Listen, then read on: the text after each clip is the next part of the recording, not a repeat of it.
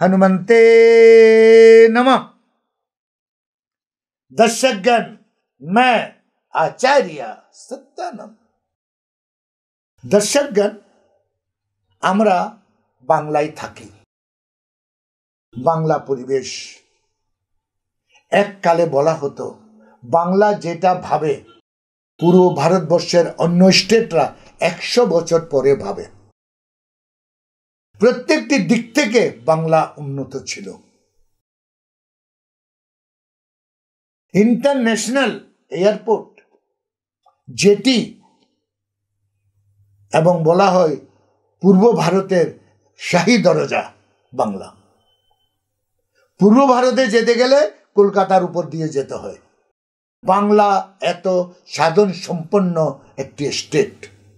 আর বাঙালিদের যে ভাষা বাংলা এত মধুর, এত মিষ্টি। আমরা মার বাবাকে দাদু ডাকি, কি সুন্দর ওয়ার্ড। দাদু একটু সরে দাঁড়ান। হিন্দিতে বলে বুড্ढे হট যাও। বাংলা একটা সৌম্য ভাষা, সৌম্য জাতি, এডুকেটেড পারসন। রবীন্দ্রনাথ, বিবেকানন্দ এখানেই জন্ম নিয়েছে বাংলা। দর্শকগণ, আমার জন্ম ছত্তিশগড়ে, যেটা এককালে এমপি ছিল, এখন ডিভাইড হয়ে ছত্তিশগড় আলাদা হয়েছে। আমি ওখানে হিন্দিতে পড়ালেখা করেছি। পুরো জীবনটা প্রায় 23 বছর বয়স পর্যন্ত ওখানে ছিলাম। 23 বছর বয়সে আমি বাংলায় আসি। বাংলা আমাকে টানে। বাংলার প্রতি একটি সম্মোহন, বাংলার প্রতি একটি ঝুঁকাও, একটা আকর্ষণ। আমি পাগল বাংলা বলতে গেলে। আমার একাডেমিক কোয়ালিফিকেশন বাংলায় নয়, কিন্তু আমি বাংলা ভাষাতেই ম্যাক্সিমাম কাজ করি। এত প্রিয় বাংলার রিবাজ, বাংলার দুর্গাপুজো, বাংলার কালী পুজো, বাংলার অনুষ্ঠান দর্শনীয়। দর্শকগণ, যেমন সিন্দুর সুহাগের চিহ্ন নন বাঙালি এরিয়াতে, মঙ্গলসূত্র সুহাগের চিহ্ন নন বাঙালি এরিয়াতে, তেমন বাংলাতে শাখা বিবাহিত স্ত্রীর একটি পবিত্র যে বন্ধন, শাখা। দর্শকগণ, শাখা শঙ্খকে কেটে তৈরি করা হয়। সমুদ্রের একটি পবিত্র, যেটা বিষ্ণু কৃষ্ণ বাজিয়েছিল। একটা মূল্যবান ধার্মিক পদার্থ, ধার্মিক জীব, ধার্মিক চিহ্ন শাখা। যে বিষ্ণু শঙ্খ বাজিয়েছিল সেই শঙ্খ থেকে শাখা নেওয়া হয়। দর্শকগণ, সধবা বিবাহ হওয়ার পর যখন মেয়েরা বিবাহিত হয় তখন তাকে শাখা আর সিন্দুর পরানো হয়। এটা একটি মেয়ের চিহ্ন যে বিবাহিত, তার হাতের শাখা। সিন্দুর একবার যদি জলে বৃষ্টিতে ভিজেও যায়, মিটেও যায়, কিন্তু শাখা হাতে থাকে, দেখা যায়। এটা বাংলার গৌরব। যখন কি মঙ্গলসূত্র ব্লাউজের ভিতরে থাকে, ঢেকে থাকে, কিন্তু শাখা চকমক করে, হোয়াইট, রাত্রের অন্ধকারও দেখা যায়। শাখা কি চয়েস, একটি সিলেকশন। এই শাখা সম্মোহনের, ম্যাসমেরিজম, হিপনোটিজম, বশীকরণের একটি পদার্থ।